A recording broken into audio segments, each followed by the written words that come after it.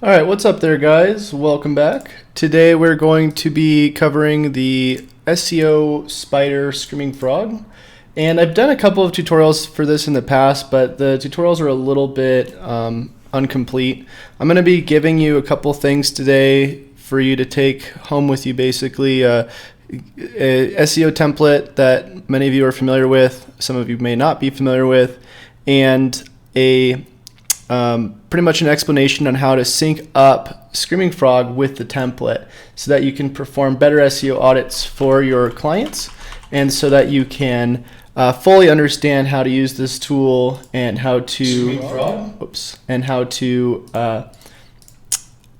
take all these different elements you're going to be seeing in the tool and apply it to an SEO audit for a client or for your own websites. So if you want to pick up any of my templates, you want to contact me about getting an audit, any of that stuff, you can head over to chaserunner.com, and you'll be able to find all the resources and everything on the homepage. Also, this tutorial I'm going to be doing comes with a breakdown post of all the different things that you're going to be finding in Screaming Frog. So I actually wrote out all of the different definitions for what's going to be both in the template and in Screaming Frog, so you could kind of tell what all these different things mean, like crawl depth, unique outlinks, status codes, indexability, so on and so on. So this is just kind of one of those cheat sheets just in case you forget. So first thing that you're going to want to do when you start out is you're going to want to head over to the SEO audit template, which again is on the homepage of my website. If you go to chaserunner.com, you can go to get SEO audit checklist. You can go ahead and download it, and once you download it, you're just going to go ahead and open it up. Now, you're going to have a section called Screaming Frog in your template. And this is actually a template I was looking at from one of the people in one of my programs. So let me just show you what it looks like outside of there. So we're going to go to here. This was on my own website, as you guys probably know from one of my previous videos. And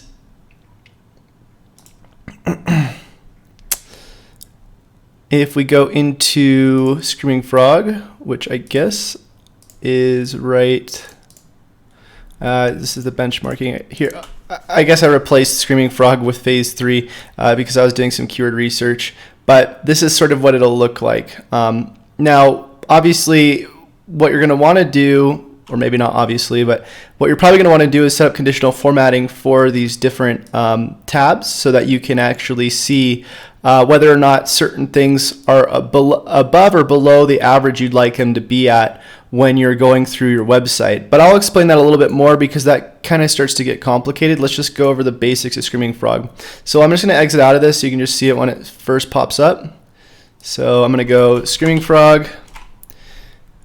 Now this is a free tool up to 500 URLs. 500 URLs. If you're going to buy it, you could go up to 50,000, if not higher, URLs crawled. And really, once you get about past 50,000 URLs, you're going to have to go to configuration, system, and memory, and you're actually going to need to increase the amount of RAM that can be used to crawl on a website. But ideally, if you're starting out, you're going to want to probably get the free version until you get a few audits under your belt, and then you'd probably want to start doing the paid. The really nice thing about the paid is that you can hook up Google Analytics and Google Search Console as well as Ahrefs so that you can get extra data, which I'll talk to you about in a second. But it's not necessary if you're only going to be doing basic audits on a website. And by basic, I mean just looking at like different elements like, are H1 tags missing? Does the site redirect to the preferred version? Is the content indexable? Blah, blah, blah. So let me just show you what it looks like when you crawl without a subscription, without having the paid version, and what it looks like without having any of that stuff hooked up. So I'll just put in my website, chaserunner.com. And here you're going to see it's just going to spit out a bunch of your URLs. Now, what you're going to usually want to do first is you're going to want to filter by HTML. You can filter by this other stuff like PDFs, images, whatever, if you want to see if those are on your website and what things are on your website. But for the most part, I just only filter by HTML, so I can just see all of the HTML pages on my website. So here we go. We got about 42 pages showing up. These are all crawlable by Google, obviously, or by Screaming Frog, obviously. You can see here all of these different tabs are going to give us an idea of what's going on. So we can see the status code, so whether or not they're 301 or 200 status code. And if you don't know what a 301 is, it just basically means that the page is redirecting permanently to another page. If we keep scrolling over, we can see all the titles for these different pages. Meta descriptions, meta robots, so on and so on. Now, if I actually take one of these columns, I can drag it over. So if I want to see all the pages on my website with the titles of those pages, I can actually just see them by dragging them over. The problem with Screaming Frog is it doesn't let you drag over like quickly. Like you can't just drag this and then it follows you. You have to drag and then move and then drag. And the other problem is that if you're trying to save this layout to export this for later, unfortunately Screaming Frog still doesn't support the ability to do that. So after a certain amount of times of you closing your app, this will actually reset and you can't keep the layout that you previously had, which makes it really annoying for exporting and saving this stuff to a template with the conditional formatting. It really is irritating. So anyways, when we go into this, into these pages, one of the things that we can start doing is we can click up here and we can see it's called the tree table view, and this will actually show you kind of how the URLs are categorized. So you can see here the blog is /blog, chaserunner.com/blog. Then we have the category SEO, so chaserunner.com /blog/SEO. And then we have different posts under that category. So chaserunner.com /blog/SEO /downloadable list of SEO tools. So this kind of gives you an idea of the architecture of your website. One other cool thing you can do is you can right click, you can click on visualizations, and you can look at the crawl tree graph. And it'll actually kind of show you how this stuff is being linked as well. So you can see all of these pages are being linked from the home page. So the SEO coaching, the SEO audit checklist, the about page, and then you can see how those pages are linking to other pages as well.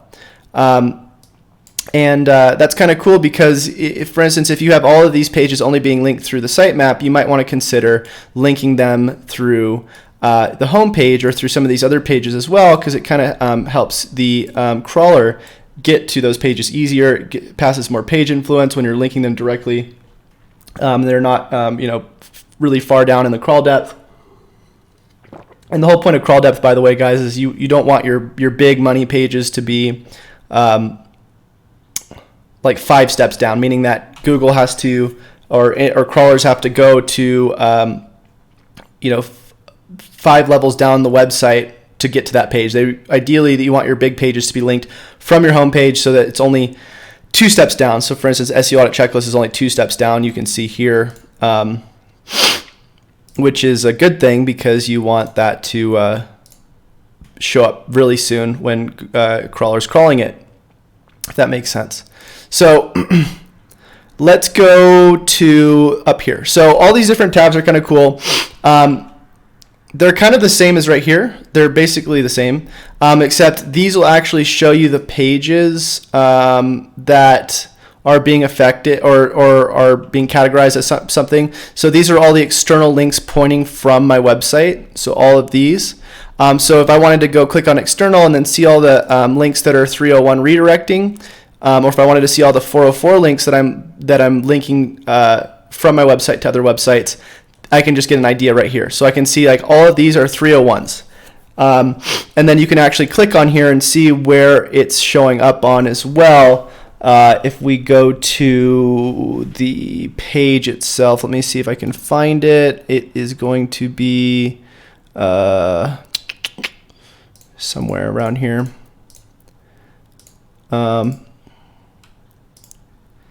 Can't exactly remember where it's, okay, maybe in links. Yeah, here it is. So you can see the page that's linking is my best SEO tools page, and it's linking to a 301 redirect page. Now, obviously, you can go through here and manually change all these, especially if you're not on WordPress, because sometimes you're going to have to do that if you don't have a plugin. But if you do have WordPress, you can use something like EPS redirects that'll automatically pick up these pages and then just let you change the redirects for you.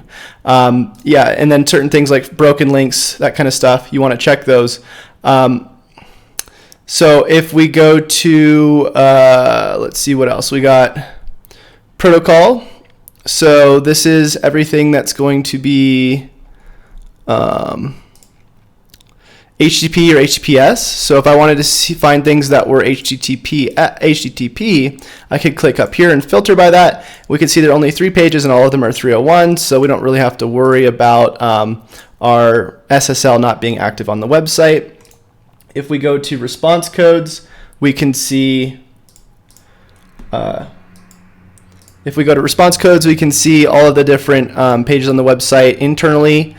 So we can see which ones are 404ing, which ones are 301ing, and we can check out and make sure that these are different pages that we want to 301 and 404 or, whatever.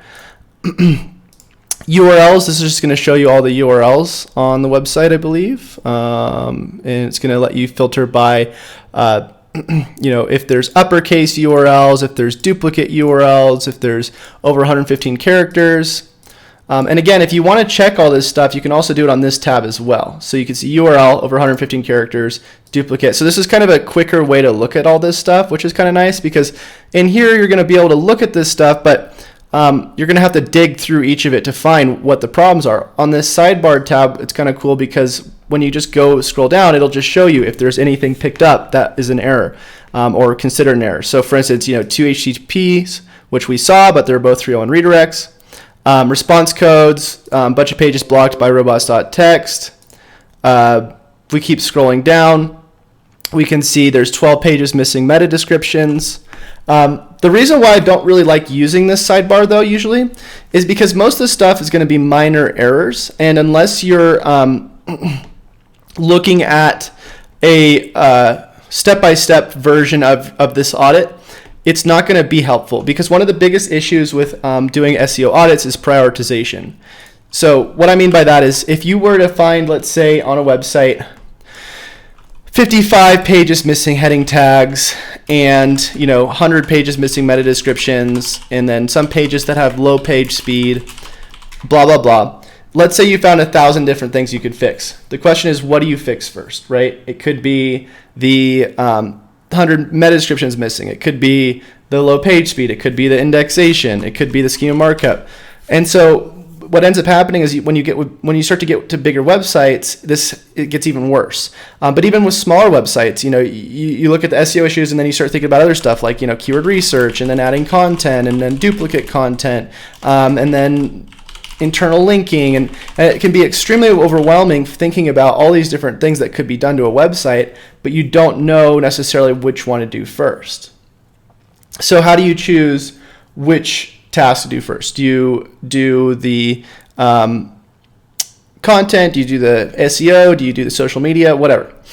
So the way you do this is really just aligned with the way I have my template laid out. And if you look at my template, you'll see I have 4 phases. I don't know where it went. Okay, well, wherever my template went, you'll see in the bottom columns there's 4 phases. Here it is, 1, 2, 3, and then there's supposed to be a 4th one. I don't know why I deleted it on here on my own template, but if you get the template that I have saved on my website, it has 4 phases. And ideally, the 4 phases are: phase 1, fix site-wide issues, because you want to fix the things that are affecting every single page first. So, for instance, if let's say you have 22 missing heading tags, you're not going to want to fix those until you fix the page speed. And why is that? Why do you want to fix the page speed or the SSL or the indexation or the duplicate content, that kind of stuff? Why do you want to fix that stuff first in phase 1 before phase 2? And the answer is because in phase 2, when you start optimizing individual pages, that's when you're going to get the smallest percent boost. Like, let's say you add a missing heading tag to a page and you get, let's say, a 5% boost on your SEO. just for that page. Well, just by fixing the page speed on the entire website, you could get a 20% boost on every single page SEO wise. Same thing with SSL, could be a 5% boost, except it would be on every page. Could be by de-indexing a bunch of junk on your website that you get 10% boost on every page, blah, blah, blah, blah. So site-wide issues are so much more important to fix first, because you don't want to start fixing individual pages and focusing on stuff like this, like the heading tags missing or whatever, until you fixed your site-wide issues. Another reason why phase 1 is good to do first is because if you're going to be getting rid of a bunch of pages in phase 1, then these 22 heading tags that are going to be missing might only be 5 missing heading tags, because you just went and de-indexed a bunch of pages that don't need to be there on your website. And so that's sometimes what you'll see people do, is they'll go and they'll fix like 22 pages on their website individually, but then they'll be like, oh, I should have gotten rid of those because they have nothing to do with my website. And that also has to do with the way your site architecture is set up. So if you go into your website and you see in here that a lot of your pages have, let's say, nothing to do with what your overall theme is. Like, let's say you crawl your website and you really want to rank well for, let's say you really want to rank well for like chiropractor in Denver, Colorado. So remember how I kind of showed you this tree graph before, how things are sort of categorized? So when you're setting up your website, you kind of want to think about it like a tree. You want to think like, okay, here's my main topic, and here's all of these other subtopics related to this. So there's chiropractor in Denver. There's probably, I don't know. I have no idea what goes with chiropractor, but let's just say massage,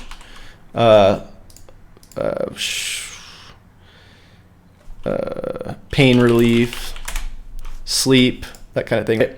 Now, it's your job to take the thing that's most relevant to you first. You don't want to go for everything at once. Like, you don't want to just go for like, oh, let's go for everything around sleep, everything around pain relief, everything around massage, everything around rank for everything around like just Denver. Let's say we just want to rank for like places to go in Denver. And this is how a lot of people do SEO. They go, well, this has a keyword difficulty 3, this has a keyword difficulty 5, it has a 600 search volume. If I use my SEO tool to scan this, I know it needs like a 1% keyword density, and it needs 6,000 words, blah, blah, blah, blah, blah. You don't want to do that. Or 10 links going to the page. Ideally, what you want to do is you want to skip all of this distracting stuff, and you want to stick with one thing that works well for you first. So to put this in perspective, what I'm doing on my own website and on my YouTube channel and everything that I do is I want to go for everything around my most general keyword being SEO audit, right? So that doesn't mean I can't go and rank for other stuff. It doesn't mean that I can't go for other general things. Like, I could go try to rank for everything around SEO training, or I could go try to rank for everything around SEO videos. But what I found is that a lot of my money that I get, and a lot of the conversions that I get, a lot of my audience is built around people who want to know how to do an SEO audit. Not just how to do an SEO audit, but also get an SEO audit done on their website. So this is basically my first biggest conversion point. I know that based on my experimenting, that my biggest sort of free thing I can give away, or thing that I can get people to sign up for, is my SEO audits. So that's the first thing that I want to focus on. Now, when I think about all of my related things around SEO audits, now I have to kind of spend time, looking into what are these topics that are going to be related. So, we have SEO audit services, we have SEO audit tutorials, we have SEO audit templates, SEO audit videos. So where do I focus my effort first? Now, generally you want to focus your effort where you have the most resources. So like for me, some of my biggest resources right now are my templates and sort of my knowledge around Screaming Frog, how to conduct audits, things that are more around like how-to type stuff, right? versus I don't have as much resources around SEO audit services, mainly because I don't templatize services as much as I do templates and implementations, which could be considered services. But the point I'm trying to make is you want to really drill down as much as you can and start figuring out where is your sweet spot for the thing that you do the most of and the best. And then you start creating a bunch of authority and content around that thing. So for me, I know like again, my specialty is like templates, how to use certain softwares, that kind of thing. And that's why you'll see on the website why I made this post, Screaming Frog SEO audit tutorial. Here's all of the breakdowns for the definitions. I'm going to actually add this video in there, get this broken down so that it's a step-by-step sort of process as well, that people can go out and use, get off my website or get off my YouTube channel. And that's going to be very valuable long term when I start building out the rest of this silo. And so that's basically what it is. It's called content siloing. Now, in terms of prioritization, you want to think, okay, well, where does content siloing come in? And content siloing is really after your main things are fixed. So you got your site-wide issues, and then you got your individual issues. Now, your individual issues as well also have prioritization. And what I mean by this is, let's say you have 1,000 pages on your website, but let's say you only have 10 pages that are getting traffic. Are you going to go and fix those 1,000 other pages? And what you'll actually see from one of my recent videos is that, in these pages that I have, I wound up getting rid of a lot of them, not because they were just irrelevant, but also because they just didn't really have any traffic, and I didn't really feel the need to keep them around. And my general rule of thumb is if you have pages that do get traffic, but they're not that relevant, then you might want to keep them around. So if these pages do get traffic, but they're kind of irrelevant to the website. So for instance, if you're ranking for Denver chiropractor, but you have like a page about, best ways to eat right, kind of irrelevant, still sort of in the health niche, but it's bringing you traffic, and maybe it's bringing you some people signing up for your email list or whatever, I would keep it. However, if the pages don't get traffic and they're also irrelevant, then you need to get rid of them. What's the point in keeping a page on your website that doesn't get traffic and is completely irrelevant to the website? So if you go through your website and you start going through here and you're like, oh, I have a page about how to sell pears in 2018, or how to fix your Apple computer, but everything else is around chiropractics or something, go get rid of those pages. They have nothing to do with you. As far as how to get rid of them, this is another thing you have to think about. When you get rid of a page, do you no index it? Do you 301 it? Do you 302 it? Do you 410 it? Do you let it 404?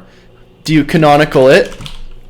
I mean, there's all these different options, right? And just to explain what these different things mean, if you no index a page, Google removes it from its index, but users can still see it.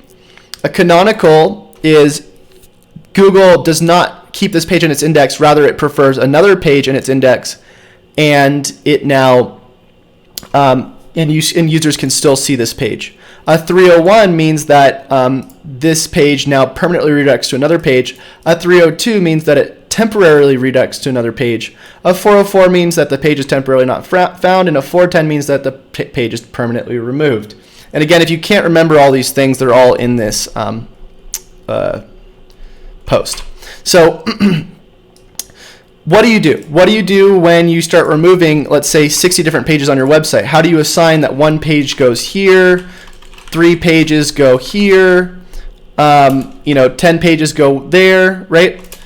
How do you assign that? And the way you do it is really just based off what the purpose of the page is. So really with canonical tags, if you have duplicate pages, you would prefer one page over the other. Obviously, if you have duplicate pages that you both want to rank, then you could make sure that the site has content that isn't duplicated, so that way you can now not have to use a canonical. And the way you can do that, which is another thing that you need to check, is you can check with something called SiteLiner for your internal duplicate content, and you can check your website with something called Copyscape to see your external duplicate content, which again, both of these are very important, because if your website has plagiarized content on it found through Copyscape, you usually want to change that. or notify the website that has duplicated your content. If you go into SiteLiner and you see there's internal duplicate content, then you need to figure out whether or not you want to canonical that content and keep that page on your website, no index it so that it still stays on your website, but it's not saying that it's about another page. 301 it if you don't want that page there anymore and it has traffic or links to it. 302 if you temporarily need to redirect that page to another page because let's say you just don't want people going to that page right now, but you want it to keep ranking. 410 if you want Google to completely remove it, and 404 if you want Google to remove the page but go back and recrawl it later. So I know this is all pretty confusing, and really it doesn't usually get this technical unless you start working with larger websites, but for the most part, when you look at your pages, ideally, again, you want to fix their biggest site-wide issues first that's affecting every page, like page speed, blah, blah, blah. Then you want to go into your individual pages and start looking at the highest traffic pages first. Now, if you don't have Screaming Frog, the pro version, you're not going to be able to do what I'm about to show you. And what I'm about to show you is you're going to be able to look at your pages one by one based off their traffic. And that's why it's so important to get the pro version eventually if you can, because the pro version is going to show you a lot of extra data once you hook it up to Google Analytics, Google Search Console, and Ahrefs. So I'm going to show you how to do this. First thing you're going to do if you have Pro, and again, if you don't have Pro, I'll show you how to do the other way, the free version if you don't. But if you do, you're going to click on Google Analytics. You're going to connect your account with the data that's going to be on your website. So you can see here it says Chase Reiner, chasereiner.com. The view is all website data, all users. And I'm going to just do the last month. One other thing that I like to do is when I have goals set up in my Google Analytics is I like to track my different goal values. So one thing that's really important is if you don't have goals set up on your website, you need to go ahead and do that ASAP. That's like the first thing you need to do, because if you're not able to track how what you're doing is leading to a better bottom line for your business, meaning more conversions, more leads, that kind of thing, then there's really no point in doing marketing in the first place, because traffic alone isn't valuable. You could be getting 1,000 visits for the most irrelevant keyword. You have a 90% bounce rate on that page with a 0 conversion rate, and guess what? You're making no money. So the way you track that is you go into your admin on your cogwheel. You're going to go to goals, and you're going to go ahead and set up your goals. Now you can see here my two main goals are goal ID 8 and goal ID 15. So this is people requesting an audit from me. This is people outbound and clicking to my ManyChat. Also, they're signing up for my ManyChat, and basically that's my two biggest ways to make money. If I end up having more things in the future that I want to put on here, like let's say I want to sell a course or whatever, then I can add this in here as well. But for now, my two biggest conversions are outbound clicks to ManyChat, so people signing up for my list, and then people requesting an SEO audit. So what I'm going to do is I'm going to go look at these, goal 8 and goal 15, and I'm going to plug that in here. So here we go, goal 8 and goal 15. Now that's just showing me the completions on those. I also want to see what the conversion rates are, because you can see that there might be people converting on those URLs, but you actually want to see the conversion rates as well. So that's really just the main ones I use. Everything else is pretty much just checked by default. I'm going to press OK, and then I'm also going to go back to API Access and go to Google Search Console. Now if I click into here and I go to Chase Reiner again, I can go ahead and look at the date range last month. It's matching Google Analytics, and I'll press OK. And last thing I'll do is, if you also have Ahrefs, which is a good idea, but you don't have to have it, you're going to just go press OK, and you're going to restart the crawl. So once the crawl is working with the APIs, you'll see they're all at 100%, meaning that they're working and we don't have to really worry about them messing up. Okay, because I don't have a lot of pages on my website, that should finish pretty quickly. We're going to filter by, we're going to actually scroll over here. Let's go, if we can go over here. Can we go? Looks like we're going to have to just go up here. And we're going to go to internal. We're going to go back to the regular view, and we're going to go HTML. Now, what we just did is, if we scroll over, we're going to be able to see the pages with the most clicks. So here we go. These are all the pages with the most clicks on here. Now, if I scroll back over, I can see these are all of my highest traffic pages. And a good thing to note is that within the top 20 pages here, all of them have pretty much title tags, right? Except for this page, which is being redirected. So that's a good sign. You don't really want to see, your top 20 pages not have title tags, or maybe have bad title tags that are all matching each other. You want them all to be unique. You want them to look like there's something that people want to click on, blah, blah, blah. So what we can do is we can just press export, save, and we can go over to Google Sheets. Now I use Google Sheets because I like to save this stuff on the internet. I don't like to have to edit this stuff and then find out a day later that I didn't save it on my computer. So what I'll do is I'll go to quick access, upload the sheet, and now what I'm going to do is I'm going to just grab all of this. I'm going to bring it into my SEO audit template, copy and paste. I'm going to view, freeze one row, and I'm going to bold it just so I can see it a little bit better. Now if I stretch this out, boom, I can start organizing my tabs. And the reason why I do this, guys, again, is because when you're thinking about optimizing pages on a website, you want to look at as much data as possible. You don't want to be doing something called guess-SEO. And what guess-SEO is you're basically taking some sort of idea that you think will work and you're just applying it to a website. So you're like, oh, well, I think this website would do better if they put a picture of blah because, that's just what I like. I like to see pictures of this when I'm surfing the internet. Or I think they should put a call to action that's red instead of yellow because I just don't like orange. That doesn't look good. Or based on some SEO checker I found, their keyword density isn't high enough, so I'm going to change this from rank in cell to rank in whatever. You don't want to do that. That's all guess-SEO. Anytime you start using data outside of your own website, so that means your own data, your own mine data, I guess. Anything that isn't direct analytics, right? Analytics is your best friend when it comes to SEO. Anything else, meaning like your own mind or your own opinions, which people think are facts. A lot of people look at their own opinions and they go, no, that's a fact. Your opinion is not a fact. It never will be. I'm sorry. Or other people's opinions or other tools outside your website. If you're using a tool, and there's thousands of tools right now, and they say, we think that you should add 10 more keywords, or you need to add the heading tag, even Screaming Frog. If you go and see it says, heading tag's missing or whatever, it's still not a direct signal. That's not a direct signal. And the reason why it's not a direct signal is because if you add 20 heading tags to your website, there's a chance that your ranking might improve. But your ranking as well is not an indication that your page is performing better. So ranking and traffic, which a lot of people think, so like the archaic Stone Age SEOs thinks that their opinions and other tools are going to help them. The people that are a little bit more advanced think that their rankings and their traffic are helping them, because it's like, well, how can you say that the things that I'm doing are bad if I have rankings and traffic?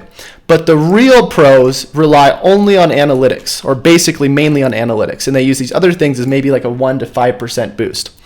And the reason why rankings and traffic don't really help you as a signal is because, again, if you have thousands of visits to your website and you're not checking your analytics data, and let's say you have a 90% bounce rate or like a 1% conversion rate, or let's say you don't even have conversions set up, then these really at the end of the day are just sort of vanity metrics. They don't really help you. They just kind of distract you. So when you look at your data, you look at your analytics, you want to see certain things. So like for instance, if I look at my rank and rank guide and I scroll over here, one thing that I know is that the crawl depth is, let's say it's 5. So that means it takes 5 clicks from the home page to get to my rank and rank guide. Now, from a user experience standpoint, I know that that's not great. If I think that this is a very valuable post that is relevant to what the user is looking for when they think of my brand, that's something that I would want to present to them as probably the second or third click in crawl depth.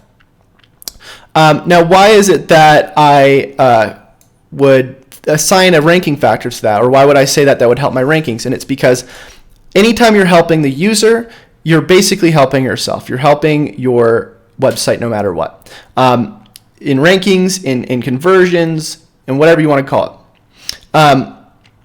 If I look at the in-links to a page, I know that if the in-links are low, meaning that this page only has 5 internal links going to it, that means there's only 5 pages that this page can be found from.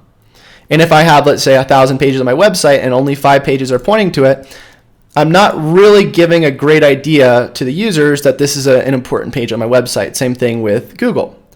If I go over to my bounce rates and my page views and my conversion rates, which is the real data, I can see, okay, well, the bounce rate on this page is pretty high. It's at 72%. 72%. I think I actually mixed those. It's at 49%. It's 82%. So if it's at 82%, and this is more common with blog posts, you'll find, but if this is a website or a page that's very valuable on my website, and it's something that I really want to bring a lot of conversions to, then one thing that I would want to do is try to figure out how to lower the bounce rate. It might be the page speed, it might be the layout, it might be that there's not something for somebody to kind of land on and stick to, like a video. So there's different things you can test around that. But if we start looking at, let's say, the conversion rates, like let's say we look and see goal conversion 8, which is the ManyChat completion. So anybody who signs up for my ManyChat, and then over here is anybody who gets an audit. So if I look at these two, bring them over, boom. I can see that this page is getting 0 audits off of it. Nobody's asking for an audit once they hit this page.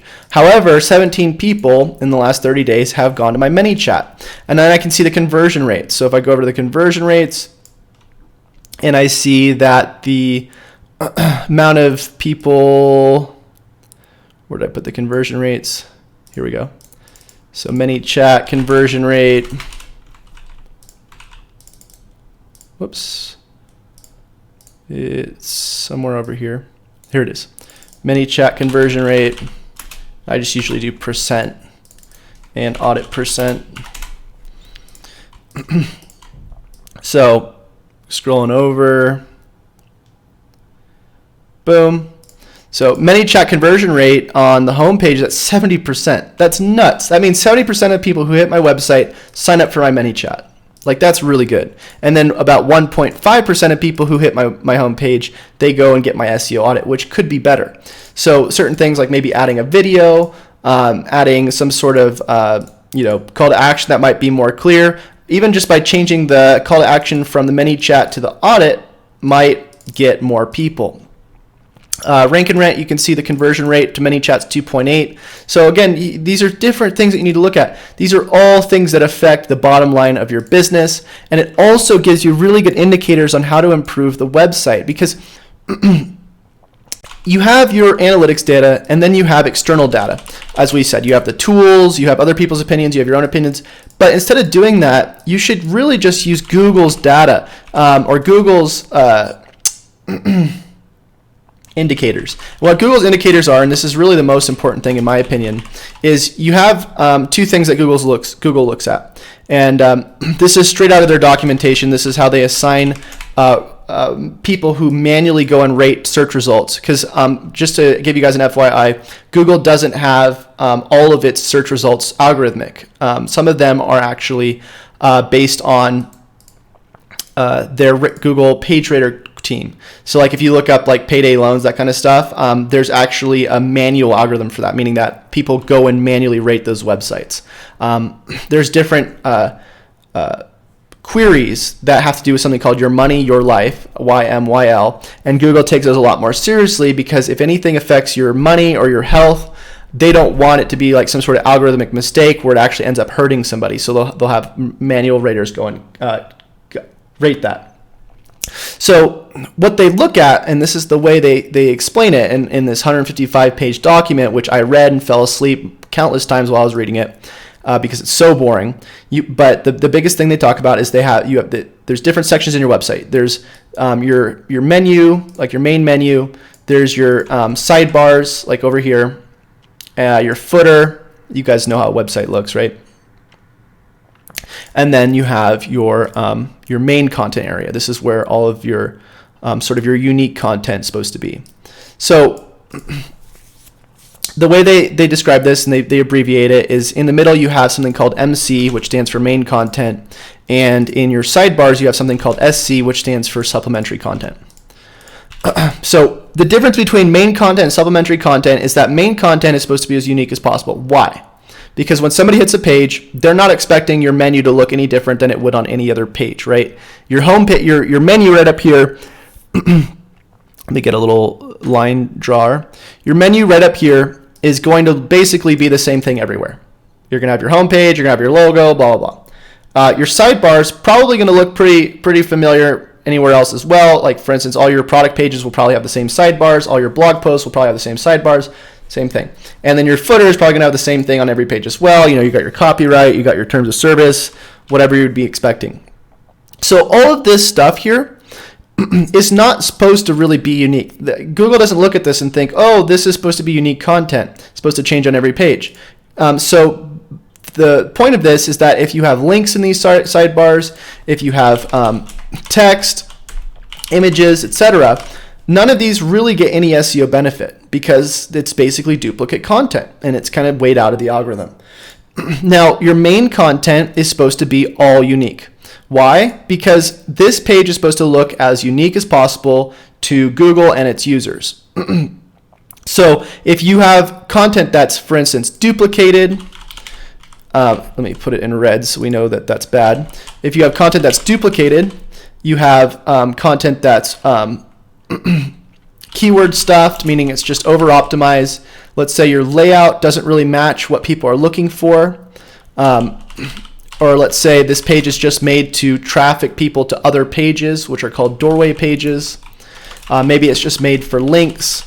If it's really just decepting the user, has nothing to do with your brand, it's your job to get rid of that stuff, because a lot of websites will do this. They'll take pages that they think are going to be helpful to the user, but if you look at it, especially older websites, you'll actually usually see hundreds, if not thousands, of pages that are really just there to make money. They don't really care about the user. And why is that a problem? Why is it a problem to not care about the user? Because you have, let's say on Google, millions of pages per results, millions of results per search query, if not billions, competing for the same keyword. Now, let's say one of these pages of your 1,000 pages has this stuff. It's duplicated, it's keyword stuff, it's irrelevant, it's just there to point it to another page for the purpose of links, has nothing to do with your brand. Now, what Google's going to do is it's going to go, okay, well, this page isn't really relevant compared to the one other page that the competitor has that has, you know, the opposite of all of this stuff. It's really unique content. It's not keyword stuffed. It's really matching what the user wants, blah, blah, blah. Now, if you start having this happen for thousands of your pages, Google's going to start picking up that your website is a low quality website because all of your pages on it are matching these themes, meaning you have, let's say, hundreds of pages that are duplicated, you have hundreds of pages that are keyword stuffed, you have hundreds of pages that have nothing to do with your brand or what the user's looking for, and that's going to bring down the entire sort of value of your website. So instead of doing that, what you do is you use Google's indicators. And the way you use Google's indicators is you start looking up, okay, so let's say, for instance, my theme, as we talked about before, was things around SEO audits. Now, after getting rid of all my things that are irrelevant, kind of match the stuff we were talking about before with the page quality, what I'm going to do is I'm going to start going through these pages. I'm going to go and do a content audit.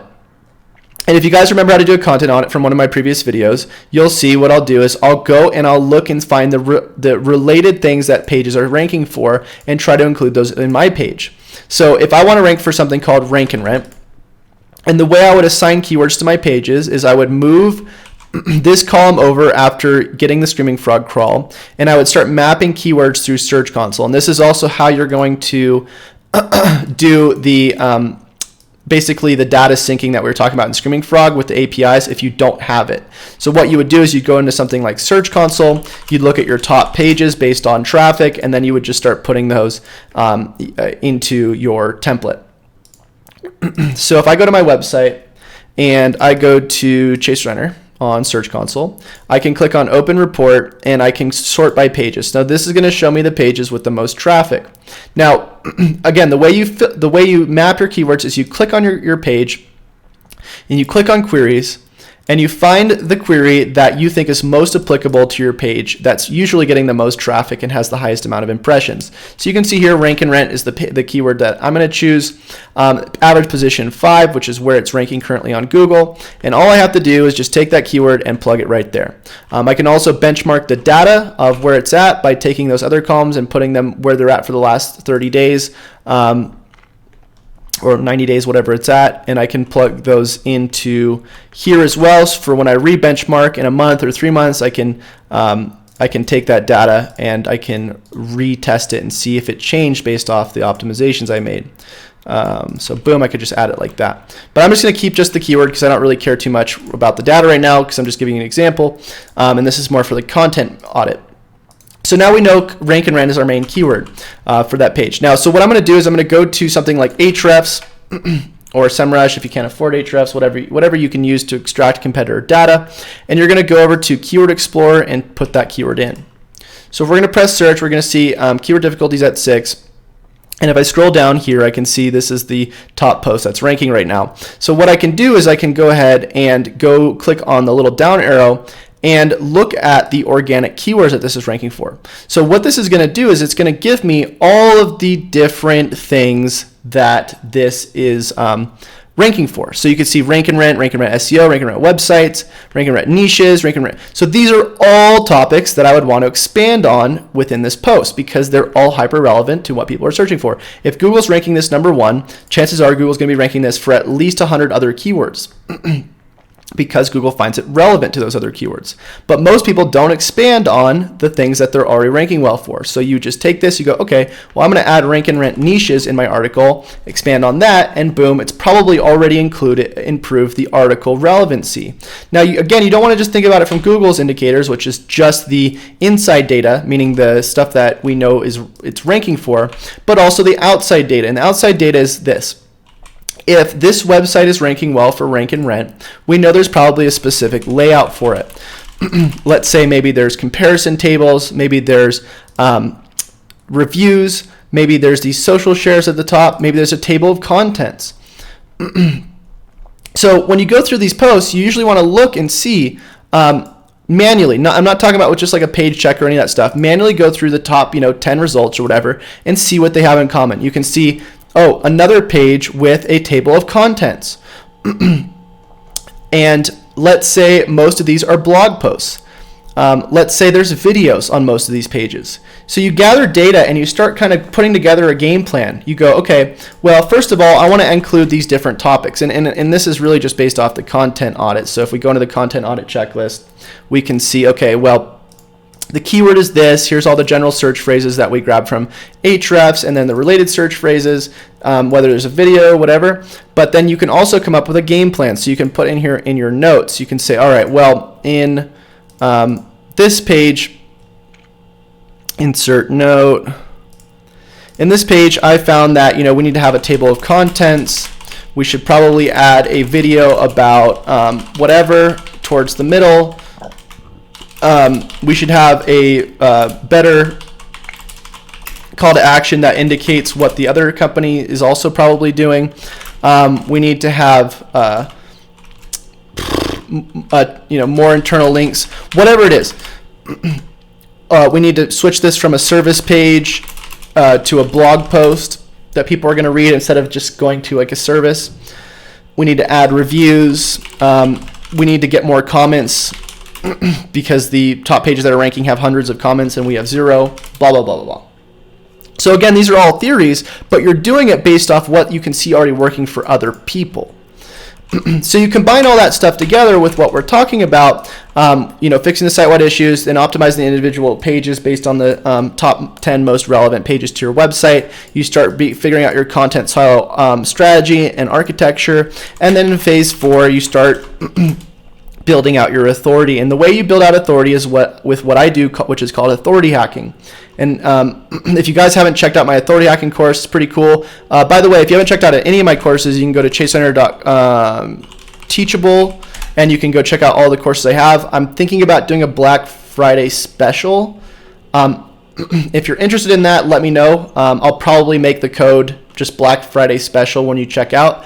But the authority hacking course is where I cover how to actually go and take the principle of what we're doing here and start optimizing a strategy to build as much relevancy to your pages as possible using social media tactics, call to action tactics, like for instance the one I use with these videos. A lot of the reason why you'll see these videos get as much traction as they do is because I will offer people some sort of compensation, which is usually some sort of free thing that I give out for them to leave a like or a comment on this video or the post that I'm going to be making, which ends up getting my content distributed to more and more people. And there's a pretty cool strategy around that. But that's it for today. Really, in terms of all this other stuff that goes on with Screaming Frog, you can go through these and you can look at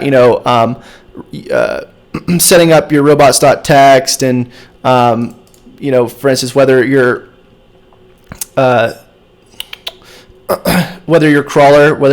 Screaming Frog crawler ignores your robots.txt or respects it. You can go through and you can grab all different response codes and export them. You can generate XML sitemaps. But for the most part, a lot of this stuff you don't really need to focus on. A lot of it is really more prioritization. You can only get so far with data.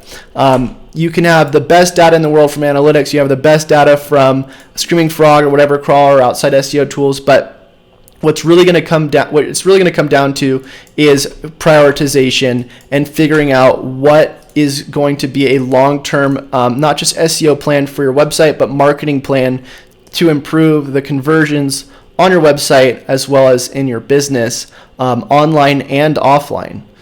So I hope you guys got some value from that. And that's going to be it for today.